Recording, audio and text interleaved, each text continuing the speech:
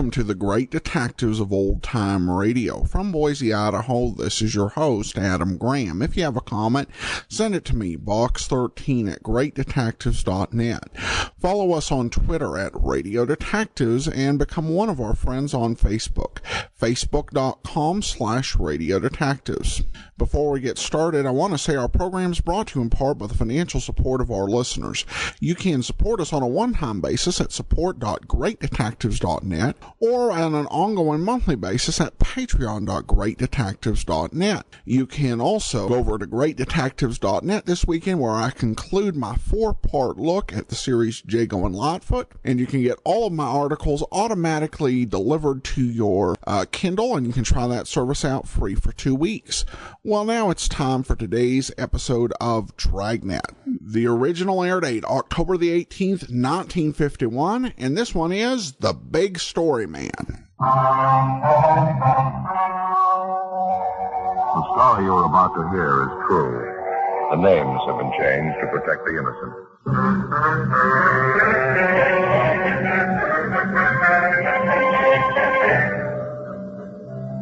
You're a detective sergeant. You're assigned to burglary detail. A dozen churches in your city are victimized by a team of experienced safe burglars. You track the suspects for weeks. You finally apprehend 3 men. Your job? Convict them.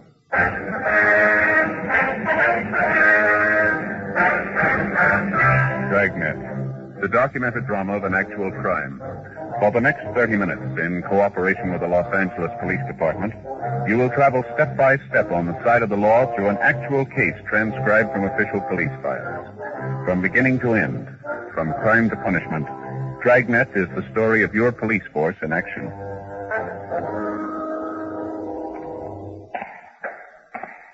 It was Sunday, March 5th. It was cloudy in Los Angeles. We were working the day watch out of burglary detail. My partner's Ben Romero. The boss is Captain Wisdom. My name's Friday. I was on the way back from the record bureau, and it was 11:30 p.m. when I got to room 25A, the interrogation room. Excuse me, Ben? Yeah, Joe?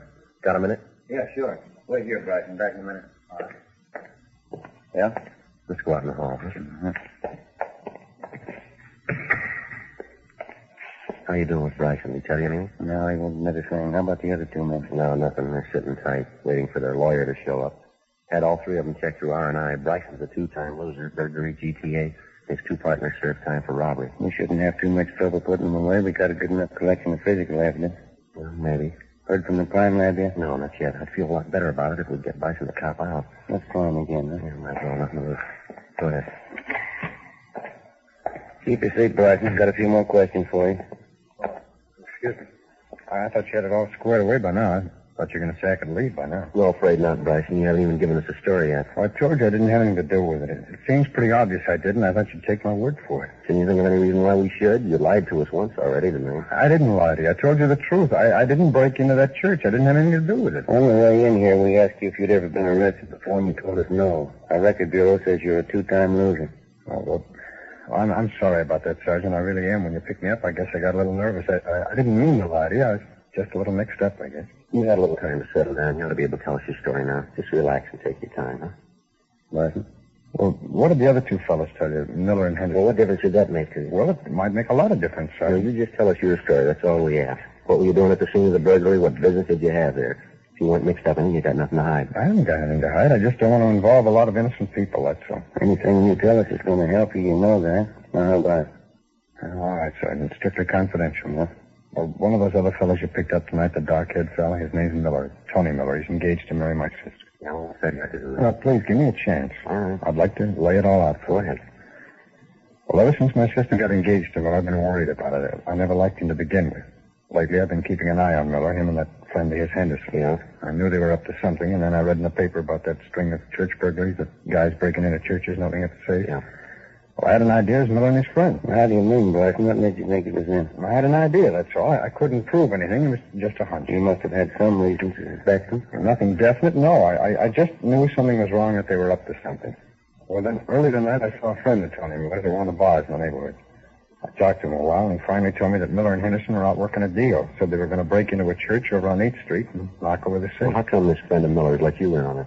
Well, I guess he thought I was a pretty close friend of Tony's. He knew Tony was going to marry my sister. Anyway, when I found out about it, I got over to that church as fast as I could. I wanted to find Miller and Henderson and try and talk them out of it. I didn't want any guy who was going to marry my sister getting into trouble like that. Maybe going to jail for burglary. Well, Miller's been in jail before. I suppose you knew that. Yeah, I knew it, but that was before he was engaged to my sister. You met Miller and Henderson outside the church, did you? No, I was too late. They'd already broken into the place. So I went around the back of the church, and I saw one of the stained glass windows was broken where they'd gotten in. I climbed up on the sill there, and I could see them working inside it. Some kind of a small back room. They were working on the safe, both of them, Miller and Henderson. That's so. What'd you do then? Well, I tried to talk them out of it. They wouldn't listen. Mm-hmm. I suppose you can prove your story. I mean, that friend you met in the bar, the one who tipped you off about the burger, I guess he'd be willing to back up your story. Well, I'm not sure, Sergeant. He might lie. He might not want to get involved. How about Miller and Henderson? They'll back it up, won't they? If you weren't involved in the deal, there wouldn't be any reason for them to implicate you, would Well, Tony Miller thinks it's my fault he's in jail. He hates me. You can't take his word for anything. Probably the first thing he'd do is lie about it, and Henderson, too. Well, and who you got to corroborate your story? Well, maybe nobody, but it's the truth. I swear to you it's the truth. I'll tell the same thing in court if I have to. They got to believe me. You're asking a lot, Matthew. But that's the way it happened, so help me. Yeah. Now, tell me the truth, Sergeant. You know I didn't have a hand in it. If it goes to court, they couldn't convict me, could they? Come on, what do you think? I think you're a liar. To the working detective, the one logical way to appraise a known criminal is by his record. You estimate him the same way you check a particular make of automobile, a racehorse, or a radio set, by past performance. By refusing to buy his trumped-up story, we didn't figure that we were doing the suspect, Charles Bryson, an injustice. Bryson was 37 years old. He'd spent 13 of those 37 years in prison, either the county jail or the state penitentiary. His criminal record dated back to the time he was 20 years old. Besides serving numerous shorter terms for lesser offenses in the county jail, Bryson had spent 2 terms in the state penitentiary for burglary. Despite the efforts of the probation officers, the adult authority, and the rehabilitation officials to help him, he seemed content to go along in his criminal career. In this particular case, the series of church burglaries, we had good reason to believe that Bryson and his 2 accomplices, Miller and Henderson, were the guilty men. All 3 of them were booked at the main jail on suspicion of 459 PC. The next morning, Ben and I checked in at the crime lab. Lee Jones, you around? Yeah, I'm here. Come on back. Well, how about that? They gave the place a new coat of paint. Yeah, sure needed it. Good morning, fellas. How you doing, Lee? That set of burglary tools those thieves were using in that church last night. Just finished checking them over. Might have 2 or 3 things for you. What do you got, Lee? Have a look over here. You fine set of tools. I take it the thieves had a lot of practice. All 3 of them had records. How about some of the other physical evidence you got, Lee? One thing at a time, Joe. First of all, these tools here. Small sledge, these 3 jimmy, pinch bar, and a screwdriver. I think we can tie them in with at least 6 of those church burglaries. I think we can do it for certain. Good enough for 3 convictions? I think so, if the jury's listening. Well, how you got it worked out, Lee? Tool markings? That's part of it, yeah. I want you to take a look at this pinch bar here. They did a lot of their work with this. I guess I don't have to tell you there aren't 2 identical pinch bars in the world that could leave the same exact markings on a piece of woodwork or on a safe. Yeah. There aren't a pair of tools in the world that leave the same markings on anything. Yeah, we know, but can you show a jury positively that the thieves used this pinch bar here on 6 of the jobs they pulled? That's the idea. I compared specimen markings of every one of these tools against the markings made at the point of entry on 6 of the churches these thieves broke into. In every case, the markings match perfectly. These are the tools that made them, no doubt about it. The screwdriver, the set of windows, and the pinch bar. Oh, sure won't hurt our case, any. Get anything else, Lee? I examined the end of the pinch bar under the microscope, checked the screwdriver and Jimmy's too. The tips of each one of them are contaminated with particles of paint, different kinds of paint. I've already compared these paint transfers with samples of paint taken from the exterior of those churches that were broken into. Each one of them, they match all the way. The color of the paint, the age, degree of oxidation, the lead content, compares perfect. Now come over here, something else. What you got there, Lee? These are the shoes the 2 men you found inside the church were wearing. These are the foot impressions the boys from Leighton Prince lifted off the floor in front of the safe inside the church. Yeah, so. The linoleum on that church floor showed up the dust impressions of the feet pretty good. Did you make the prints? The boys from Leighton Prince did, yeah. Good impressions. See here? General size of the shoe, the make, heel impressions, the wear pattern on the sole here, the whole general characteristics of both pair of shoes. Matches up to a T. How much is that going to mean to a jury, Lee? Well, I mean a lot. It's the truth. The same thing I've been telling you. It's the same thing. I'd like to tell every cop in the department, if you can place an object at the scene of a crime beyond a reasonable doubt, then don't go thrashing around looking for an object that's an exact duplicate. Don't play hawkshaw. Any microscope will tell you there are no 2 things in this world exactly identically alike. I don't care if it's a pair of shoes, a gun, a crowbar, or your 2 front teeth. Now, that's all lines up to me. Think you're going to have trouble? I don't know, Lee. We shouldn't have. You got the three of them right at the scene of the crime. That ought to be enough for the court. Yeah, I hope so. You don't sound sure. Well, Lee, there's only one time I'm sure about figures like Bryson. Yeah? When they check him in at San Quentin. 2 days later, Charles Bryson and his two accomplices, Henderson and Miller, were arraigned in municipal court and a date set for their preliminary hearing. 4 days later, the preliminary hearing was held and the three of them were bound over for arraignment in Superior Court. In the weeks that followed, before their arraignment and Superior Court trial, Ben and I worked along with the district attorney's office preparing the case against the three men, taking statements, running down additional evidence, checking and rechecking, piecing together the facts which we hoped would earn a conviction for each of the criminals. We weren't positive that had happened. The strongest part of our case was going to come out of the crime lab, the testimony of Lee Jones. And we knew as well as Lee did that, generally speaking, juries are not too much in sympathy with scientific fact when it has to do with physical evidence. Generally, they don't follow technical cases too well. We also knew that the three defendants had a good lawyer, a clever one. Getting convictions wasn't going to be easy. The trial opened in Superior Court June 2nd. Ben and I testified when we were called on. On the morning of June 9th, the jury retired to deliberate. Late that afternoon, we got a call from the Hall of Justice. Yes, Mitty. Yeah. Both of them, huh? I see, Well, that's life, I guess. That's right. Jury's back, Joe. They came up with a verdict. What's the story? Henderson and Miller, they found them both guilty of first-degree burglary. Yeah, what about Bryson? They let him go. Well, maybe it was no great shock to us, but after the time and effort we put in on the case, it was a disappointment. The worst of the three criminals had been set free. At the trial, Bryson had taken the stand and told the court the same cock and bull story he told Ben and I, that he'd gone to the church, the scene of the burglary, to plead with Henderson and Miller not to commit the crime. Bryson had a good personality and a fast line of talk. It wasn't hard to see how he could convince a jury that he was only an innocent bystander. The biggest obstacle that stood in the way of convicting Bryson was that the prosecution, the district attorney, according to law, could not call to the attention of the jury Bryson's previous criminal record, especially his 2 prior convictions for burglary. To them, because of the limitations of the law, he was presented as a private citizen with as much integrity and as clean of any previous guilt as you or your neighbor. Henderson and Miller were committed to the state penitentiary to serve sentences as prescribed by law, and Charles Bryson, shortly after the trial, left the city. 2 months passed. Saturday, August 8th, I started on my vacation. 2 weeks later, on August 22nd, I checked back in for work. Hi, Joe. Good to see you. Hi, Jim. What's been doing? Oh, not too much. How'd the vacation go? Oh, pretty good, thanks. Mother and I went up north to visit some relatives up in Marin County. It was a nice trip for her. She hadn't been feeling too well, you know. Oh, that's too bad. Get any fishing done? A little, yeah. That's sure beautiful country up here. You been around? No, I took off today. I've been putting in some full days while you've been gone. Yeah, that's all. Anything special doing? Oh, nothing too big. String of chain store burglaries, south end of town. I've been working along with Ben. Yeah, giving you much trouble? It's been going a couple of weeks. Not getting any better. I begin to feel the pressure a little. Well, how's it stand? Any leads on the suspect? Just one. Yeah? A guy by the name of Charles Bryson. When our suspect, Charles Bryson, left Los Angeles after his trial some 3 months before, we had reports that he was headed east for the city of Memphis, Tennessee. In subsequent weeks, we had word that he was also seen in St. Louis, Missouri, where police officers had him under surveillance as a possible suspect in a robbery there. On or about August 10th, the St. Louis police lost track of Bryson. A week later, the newest series of burglaries began throughout Los Angeles. The thief's M.O. matched that of Bryson down to the last detail. The places burglarized were chain stores, supermarkets generally. The method of entry was the same, prying open a back window with a pinch bar or similar tool. The manner in which the safes were opened in the various business places, that matched too.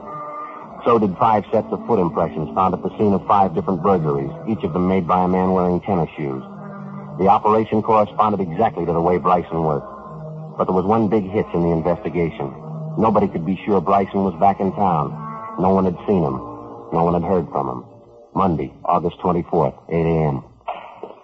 Got us running in circles so far, Joe. I can't figure. I bet lunch money is Bryson, but we can't even start to prove it. Well, how about the people in town Bryson runs with? They all been checked out? The one we know about, yeah. His friends, relatives, always know him hang out. We've been over it every inch of the way. If anybody knows, they're not saying. There's no trace of them. Yeah, that's a possibility. Maybe we're wrong. Go ahead. What do you mean maybe we're wrong? Well, the only lead we've got is the M.O. Bryson isn't the only thief who operates that way. It could be another man using the same system. Yeah, we thought about that. You ran a check through the stats office? Yeah, The only known burglars in our records who operate like Bryson are either in jail or out of town or they're dead. We checked it through a couple of times. Keeps coming out the same way. Bryson's the only strong lead we got. Yeah, but I got it. Burglary Friday. Yes, sir. No, sir. Sergeant Tabor's out right now. Is there any message? Well, I guess about 10 minutes. Yes, sir. Right. I'll tell him. Thank you. You're sure the M.O. on all these jobs matches Bryson, huh? All the way. That's what's got me stumped. If the guy is pulling these jobs and he is in town, somebody should have spotted him. These chain stores he's hitting. We've had stakeouts on him for 10 days. I've got every informant we know watching for Bryson, and not a sign. Hopefully a minute ago, Jim said they'd call back. Oh, thanks. Get this teletype this morning. I've got an announcement from San Quentin. Might be a line on Bryson. Let me see. An answer on that mail watch we asked him for. What angle's this, Ben? You remember church burglaries, Miller and Henderson, through this in at San Quentin? Oh, yeah. You asked Clinton for a mail watch on both of them, did you? Yeah, I figured there was a chance Bryson might write to him. Looks like it got us a lead. Well, what have they got there? It's from the warden's office, and so it says, regarding your request on information concerning Charles Bryson, on August 22nd, Anthony Miller, our number 172156J, received letter from person signing himself George Cameron. Contents of letter suspicious. Cameron, that mean anything to you? I just checked Bryson's package again down to R&I. Cameron was his mother's maiden name. Bryson's used it as an alias before, quite a few times. How about the return address on the letter, Ben? Los Angeles? Main post office, General 11. Monday, 10 a.m. We alerted the post office detail and arranged for a mail watch on all incoming letters through general delivery addressed to Charles Bryson, George Cameron, or to another of the suspect's known aliases. A week passed. No sign of Bryson, no trace of any of his correspondence through general delivery. Another week went by. 2 more chain store burglaries. The M.O. in each case was the same. It matched closely to Bryson's known working habits. But despite our precautions and the close check we maintained on his friends and his known hangouts, the suspect still remained unseen and unheard from. On September 9th, an informant of Ben's called us at the office and told us he thought he'd seen Bryson the night before. Yeah, Matty, where was that? Yeah, right, we'll check it, thank you. Bye.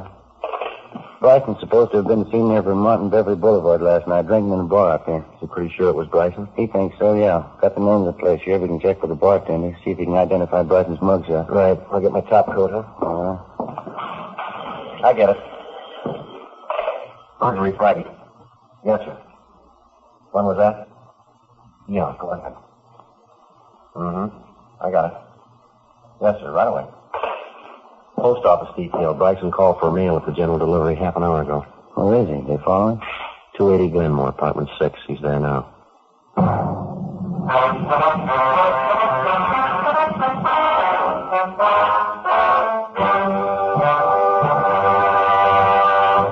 You are listening to Dragnet, authentic stories of your police force in action.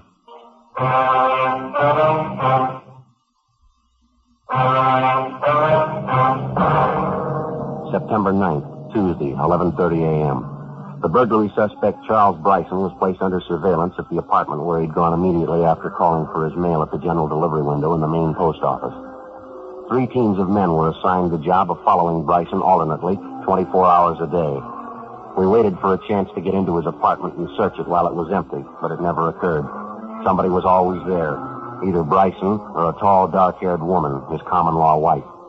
During the week that followed, the suspect was watched everywhere he went. He attempted no burglaries. On the 8th day, the stakeout was removed. 3 nights later, 2 burglaries were committed. Both jobs bore the marks of the suspect's M.O., but we couldn't prove a thing against him. We knew the setup we had was going nowhere. If we wanted to get Bryson red-handed, if we wanted a case against him that'd stand up in any court, we had to find a new approach. Lee Jones came up with an idea. Here's a jar of stuff right here. The technical name for it's anthracene. I guess you heard of it? I think I've heard you mention the name, Lee. That's about all. Some kind of luminous powder, isn't it? It glows in the dark. No, not exactly. Here, take a look at some. There, you see? Colorless, odorless, no smell at all to it. It's a coal tar product. We call it crystalline hydrocarbon. I see. Now, here's the point of the thing. When you take this anthracene powder and rub it into the surface of an object, it's completely invisible to the naked eye. You never know it's there. Here, let me show you. How about my coat sleeves? Yeah, that'll do. Dust the powder all over it. Some in your hand, too.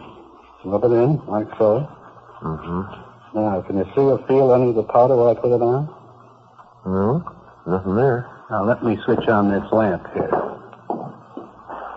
This is an ultraviolet light. Now, watch when I turn it on your arm where we rubbed on the powder. Mm-hmm. Look at your hand, Joe. Like it's lighting up. Yeah, my coat sleeve, too. It's glowing. How about it? Will this stuff rub off, Lee? Try it. You're spreading it all over yourself, everything you touch. Yeah. Anything harmful in it, Lee? No. Now, watch when I turn the lamp off. You see? Gone. Never even know you had it on. Only time it shows up is under ultraviolet light. Well, does it stay on you indefinitely, Lee? No, the maximum is generally about, say, 24 hours. Mm-hmm. You guarantee it'll work, huh? Well, all physics, Joe. Under the proper conditions, it's got to. It's just what I tell my classes up at the academy. Crooks and chorus girls have one thing in common. Yeah? They show up better when you put them under the right kind of light. When we left Lee Jones at the crime lab, we figured we had the potential solution in our hands, but there was still a lot to be done before we could go into any court of law with a case that we were positive was strong enough to convict Charles Bryson. Number one, we had to get into his apartment when it was unoccupied, find the set of burglary tools he was using, and douse them thoroughly with anthracene. The same for the clothes he worked in. Number two, we had to get Bryson into custody within 24 hours after he moved on a burglary job, or the anthracene wouldn't work. Number three, we had to find the loot taken in the burglary in his possession. 10 days passed before we got a chance to make good on the first step. I get it, Joe. Right. Burglar, Romero. Yeah, Jim. Good. Fine, we'll be right out. Good break, Joe. And Bryson. What's that? They hold him in on a traffic warrant, speeding. Putting him into the main jail right now. Good chance to go through his apartment. What about his wife? She's still up there, isn't she? She's on her way to put up bail for him. Yeah? Apartment's empty. By the time Bryson was bailed out, Ben and I, along with Jim Tabor and Lee Jones, had combed through Bryson's apartment and finally uncovered a set of burglary tools and work clothes carefully hidden beneath the floorboards under a kitchen cabinet directly below the sink. Lee Jones contaminated each of the tools with the invisible anthracene powder and also the work clothes. We checked the apartment for any possible loot taken in the burglaries, but we found nothing. We put everything back exactly the way we found it, and then we left and went back to the office. We stood by until 4 a.m. waiting for a call that would indicate that Bryson might be out on another burglary job. Nothing happened. The next night, up until 10 o'clock, it was the same routine. At a few minutes past 10, we got a 459 call on a chain drugstore out on Alvarado Street. Lee Jones had his portable ultraviolet light all ready to go. Ben and I picked him up at the crime lab, and the three of us drove to the scene of the burglary. Straight back here, Lee. Can I help you with the light? I can handle it, thanks. There's the window they figured got in. Safe's there in the corner. Yeah, there's not too much of it left. You all set, Lee? You got the extension cord for the light, Romero? Yeah, right here. I'm just plugging it in. Yeah, okay. All set. All right, switch it on, will you? Right. Well, Yep. seems like it. What do you got in the window there, Joe? Look at that. Anthracene tracks all over, foot impressions there, tool marks on the safe, rough prints on the floor, on the wall. No question. He left plenty of trail. All right, let's get him. Lee Jones put in a call to the crime lab and ordered a photographer out to take pictures at the scene of the burglary. Lee and the photographer would stay at the scene to gather physical evidence and take pictures of the anthracene prints and markings for presentation in court. 10:52 p.m.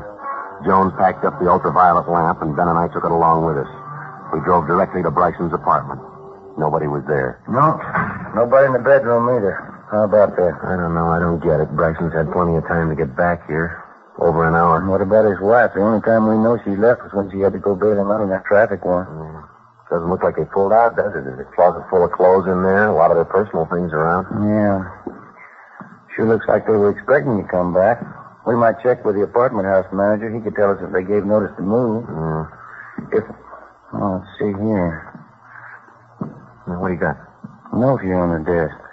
See, he says, Charlie, I'm sorry, but I told you it just doesn't work out with us. When you read this, I'll be on my way east.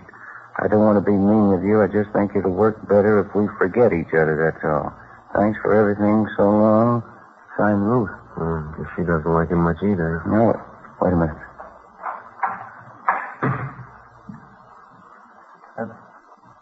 What have you done? Police officers, Bryson. I'd like to talk to you for a minute. Oh, I know who you are. I remember. What do you want? Ben, you want to plug in that light? Yeah, the outlet right over here. What is all this? You said you wanted to talk to me. What's it all about? You all set, Ben? Just a minute. All right, okay, turn it on. What are you doing? Hey, what are you trying to do to me? You've done it all to yourself, mister. Lit up like a Christmas tree, Joe. It's all over him, head to foot. The clothes, your hands. What is it? There's light glowing all over them. What are you doing? It's a chemical, Bryson. Harmless. Same stuff you left all over the drugstore tonight. Pack up, Ben. Come on, let's go, Bryson. I don't understand. What's this whole thing all about? You'll understand it. Here. Huh? A note for you. Oh.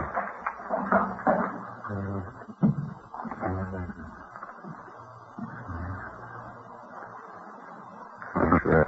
All set, Jim. Let's go, mister. I guess I didn't know. Just a tramp. I guess I should have been smart about it. Yeah, I guess so. Come on. How could I know? She said she was in love with me. I believed it. What am I going to say when they ask me? All our friends are all going to ask me. They'll say, what happened to Ruth? I'll say, what happened this time? What am I going to say happened this time? What are you going to say to the jury this time?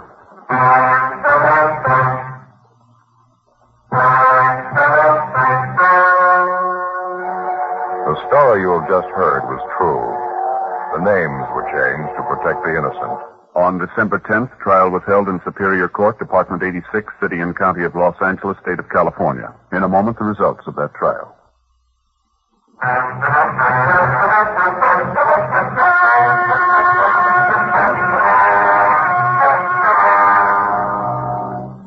Charles Lang Bryson was tried and convicted on 3 counts of first-degree burglary. This is punishable by imprisonment in the state penitentiary for not less than 5 years.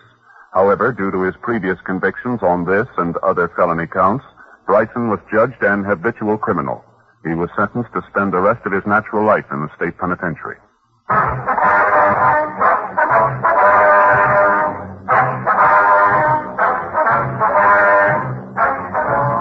You have just heard Dragnet, a series of authentic cases from official files. Technical advice comes from the Office of Chief of Police W.H. Parker, Los Angeles Police Department.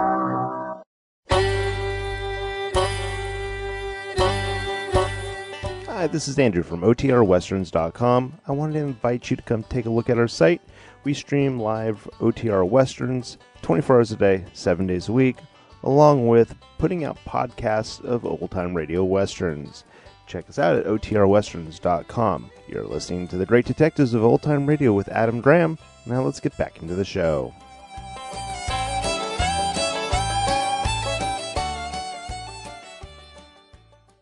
Welcome back. Well, this calls to mind another earlier episode of Dragnet, The Big Lamp. And, of course, we've played the TV soundtrack of that episode. This one has a slightly different beat in many ways than that episode. It doesn't have the suggestion that the jurors are potentially corrupt or stupid. It's just that they chose not to follow the evidence, and it's a big challenge for the police officers.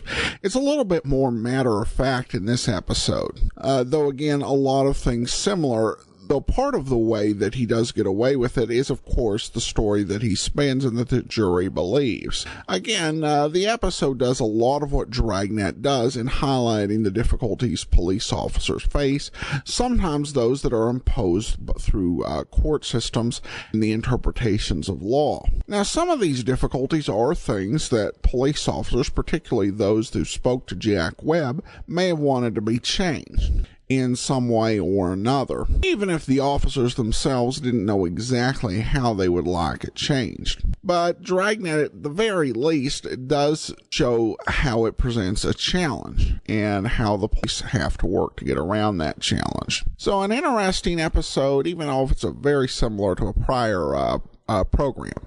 Join us back here tomorrow as we'll bring you our last Michael Shayne Video Theater episode. For now, anyway. We'll be playing Richard Diamond Video Theaters from here on out.